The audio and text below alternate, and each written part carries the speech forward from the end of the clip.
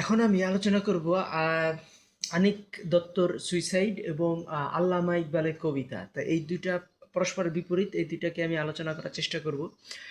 তো অনিক দত্ত খুবই বিখ্যাত একজন পশ্চিমবাংলার পরিচালক, এই ছবি পরিচালক, সিনেমা পরিচালক।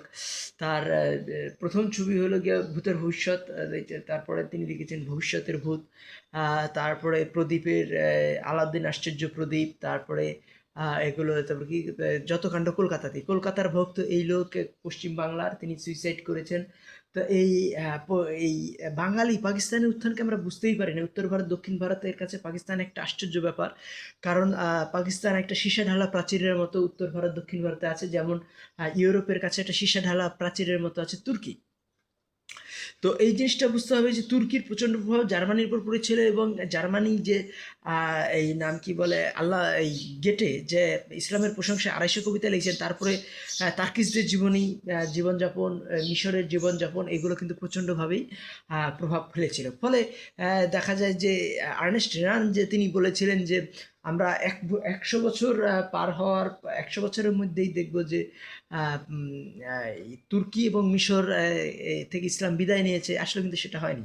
100 বছরের জায়গায় 150 বছর, 200 বছর পার হয়ে গেছে। তো আর্নেস্ট রেনানের ওই লেখার পরে কিন্তু তারপরেও তুরস্ক এবং মিশর দুই জায়গায় ইসলাম প্রচণ্ডভাবেই আছে। কারণ ওই যে যখন লেখা লিখেছেন তখন রেনানের বয়স ছিল মাত্র 24।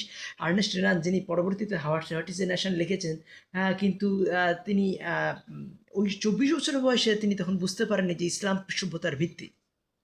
এই জিনিসটা আমাদের বুঝতে হবে যে এই বর্তমান সভ্যতার পতন হয় না, তার কারণ এর মূলে আছে ইসলাম, এর মূলে কিন্তু গ্রিস নেই। এই জিনিসটা আমাদের বোঝার একটা চেষ্টা করতে হবে। এই বিষয়গুলো কিন্তু পশ্চিমবাংলার লোকেরা বুঝতে পারে না, কারণ পশ্চিমবাংলার লোকেরা সেই পাকিস্তান থেকে প্রায় 1200 কিলোমিটার দূরে আছে।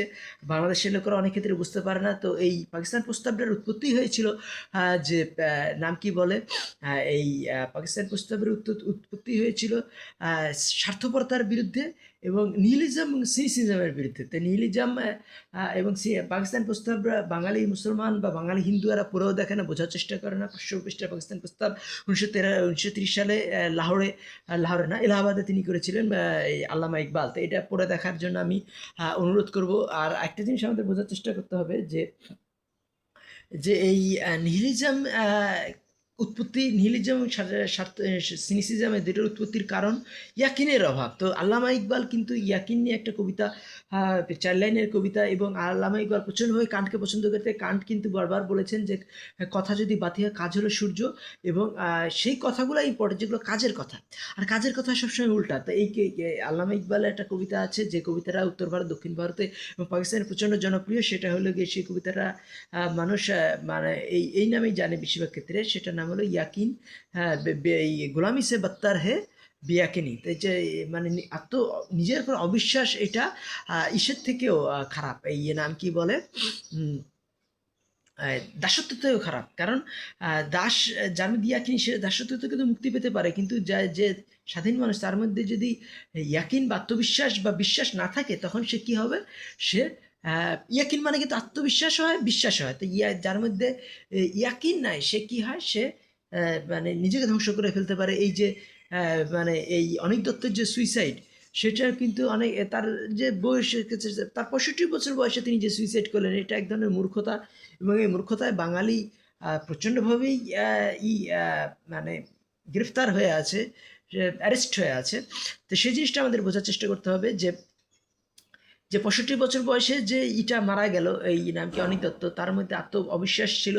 সেই জিনিসটা আমাদের বোঝার চেষ্টা করতে হবে যে অবিশ্বাসটা কিন্তু প্রচণ্ডভাবেই, আত্মবিশ্বাস হলো প্রচণ্ডভাবেই মানে গুলামি সে বত্তার হে বেয়াকিনি। তো এই জিনিসটা আমাদের বোঝার চেষ্টা করতে হবে যে আত্মবিশ্বাস, নিজেকে অবিশ্বাসটা ওই মানে নিজেকে খোকলা করে দেয়। এটা বর্তমান সভ্যতার মধ্যে প্রচণ্ডভাবেই আছে। একটা হলো নিহিলিজম, আর একটা হলো সিনিসিজম। একটা হলো নিজেকে অবিশ্বাস করা, আরেকটা হলো নিজেকে অবিশ্বাস, এবং আরেকটা হলো গিয়া একটা হলো নিজেকে অবিশ্বাস, এবং আরেকটা হলো গিয়া স্বার্থপরতা। তো এই দুটো থেকে মুক্তি পাওয়ার জন্য চেষ্টা করতে হবে। সেই চেষ্টাটাই কিন্তু কলকাতার মধ্যে প্রচণ্ডভাবেই নাই। এর জন্য মৌসুমী বিবেকের যে বাচ্চাদের কাছে মৌসুমী ভৌমিকতে আত্মবিশ্বাস চাচ্ছেন।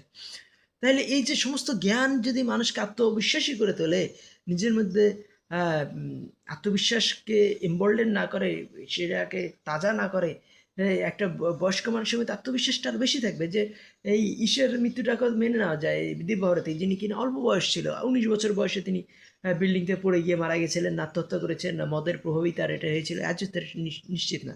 কিন্তু এই যে এই অনিক দত্তের মৃত্যু তো সুইসাইড বলাই যায়, কারণ এটার সিসিটিভি ফুটেজ আছে, তার সুইসাইড নোট আছে, তার এই পোস্টমর্টমের পরেও অনেকখানি নিশ্চিত হয়ে গেছে এটা আত্মহত্যা ছিল, এবং তার বয়স ছিল 65 এবং তিনি পুরুষ মানুষ ছিলেন।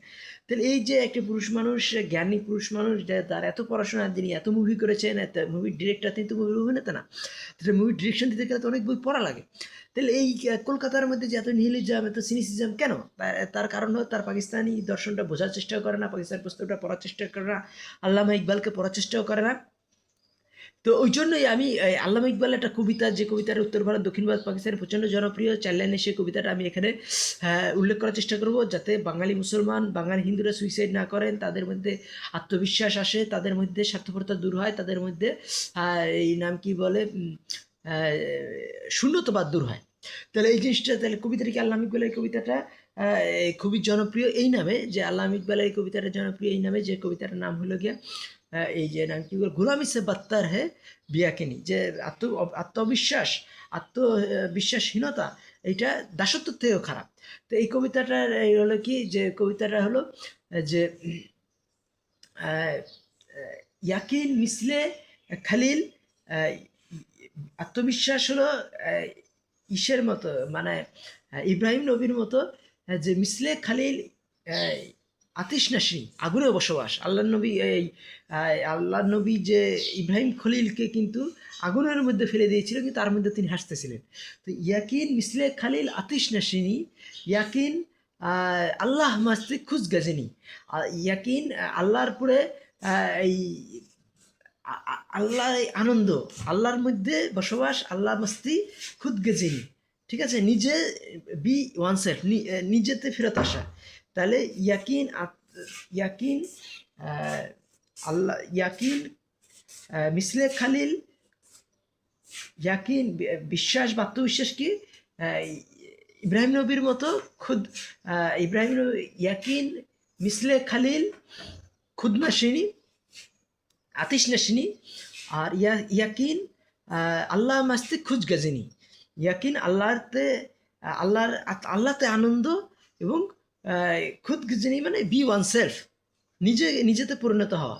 তারপর কি বলছে, এক তাহজিবে হাজির কি গ্রেফতার, যে বর্তমান সভ্যতা যে তোমাকে গ্রেফতার করে ফেলেছে, বা অ্যারেস্ট করে ফেলেছে, বা বন্দি করে ফেলেছে, হ্যাঁ, তাহলে বলতেছে যে হে তাহজিব হাজির, মানে কি, যেটা তাহজিবে গাইব, আল্লাহকে তো দেখা যায় না, কিন্তু তাকে বিশ্বাস করা, এটা হলো তাহজিবে গাইবকে বিশ্বাস করা। কিন্তু বলছে যে তাহজিব বর্তমান সভ্যতা যে তোমাকে গ্রেফতার করে, তোমাকে অ্যারেস্ট করে ফেলেছে, তোমাকে বন্দি বানিয়ে ফেলেছে, তাহলে তুমি কি করবা? তাহলে তোমাকে কি করতে হবে, যে এই তাহজিবে হাজির, যে বর্তমান সভ্যতা যে তোমাকে গ্রেফতার করে ফেলেছে, এইটা থেকে তোমাকে মুক্তি পাইতে হবে। এটাই আল্লামা ইকবালের, যে সেই জন্য কি করতে হবে, ইয়াকিন বা আত্মবিশ্বাস, সেটা কি আল্লাহ এই ঈশ্বরের মতো, যে সুন তাহজিবে হাজির গ্রেফতার, ঠিক আছে, যে এই যে শুনো, এই তাহজিবে হাজিরে যে তোমাকে গ্রেফতার করে ফেলেছে, তাহলে তোমাকে কি করতে হবে, তোমার এখান থেকে মুক্তি পেতে গেলে তোমাকে এই এই ইয়াকিন আবার বিশ্বাসে ফেরত যেতে হবে। তাহলে এই নিজেকে বিশ্বাস, যেটা এই শূন্যতাবাদ এবং স্বার্থপরতাবাদ, এই দুইটা থেকে মুক্তি পেতে হবে। আমার কথাগুলি ভালো লাগলে আমার চ্যানেল সাবস্ক্রাইব করুন, এবং তাহলে আমাদের কি করতে হবে, যে লাহোর, এই লাহোর, তারপরে এই দিল্লি, তারপরে দিল্লি, তারপর লখনউ, যেটা উত্তরপ্রদেশের রাজধানী, দিল্লি গোটা ভারতের রাজধানী, তারপরে এই হায়দ্রাবাদ এবং কর্ণাটকা, যেটা এই জিনিসগুলোকে আমাদের এই কলকাতার মোকাবেলায় দাঁড় করাতে হবে। যেটা আল্লামা ইকবাল কিন্তু বারবারই বলেছেন, যে মিশরের শামসে গুজার, পারস্য হিজাজ সে গুজার, গারচায় দিল কুশাবাদ হোসেন ফারাঙ্গি কা বাহার, তাইরিকে বুলন্দবাল দানাও দাম সে গুজার। যে এই এই নাম কি বলে, তুমি কোথা থেকে বেরিয়ে আসবা, তুমি বেরিয়ে আসো মিশর শাম থেকে বেরো, এবং ইরান এবং আরব থেকেও বেরো, হিজাজ যেটা মক্কা মদিনা থেকেও বেরো।